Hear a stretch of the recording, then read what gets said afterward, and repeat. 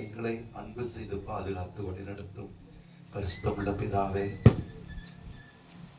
நீர் உலகை எவ்வளவோ அன்பு செய்து ஒரே மகன் இயேசுவை எங்களுக்காக கொடுத்தேன். அவருடைய திரு ரத்தத்தினால இந்த உலகத்தை மீட்க அவர் திருவிழமான இந்த உலகத்திலே வாழ்கின்ற மக்கள் ஒருவர் கூட அழிந்து போகாமல் எல்லாரும் நித்திய வாழ்வு பெறணும் தான் நீர் ஆசை கொண்டீர். அப்பா, அந்த திருவிழத்தை நிறைவேற்ற இந்த பிராந்தத்திலே தாசர்கள் கடினமாக உழைத்து ஜெபித்து இந்த இடத்தை உமக்காக உமது வார்த்தையை கேட்கும் ஸ்தலமாக தியான மையத்தின் ஒரு முதல் கட்டடமாக மாற்றியிருக்கிறார்கள்.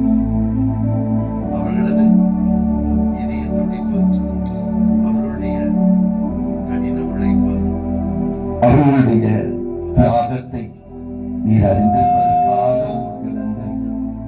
தகப்பனே, இந்த இடத்தை உமது கரங்களில் ஒப்புக் கொடுக்கிறோம்.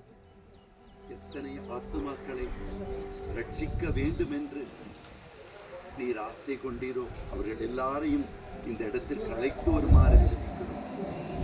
யோவான் 6:44 தகப்பன் ஈர்த்தால் ஒழிய யாரும் உம்மிடம் வர முடியாது என்று எழுதியிருக்கிறதே. தகப்பனை, நீர் ஈர்த்தால் ஒழிய நீர் கவர்ந்து எங்கள் இந்த மக்களை இழுக்கணும்பா. இந்த ஏரியால எத்தனை ஆயிரக்கணக்கான மக்கள் இன்னும் உன்னை அறியலையே, இன்னும் பாவத்தின் பிடியில வாழ்ந்துகிட்டு இருக்காங்களே. எத்தனையோ கிறிஸ்தவர்கள் கூட பாவ பிடியிலையும் பாவ பழக்க வழக்கத்திலையும் அப்பா யாராவது இறந்தால், யாராவது தங்களை தியாகம் செய்து கொண்டால், யாராவது தன்னை பலியாக்கி கொண்டால், யாராவது தங்களது நேரத்தையும் வாழ்வையும்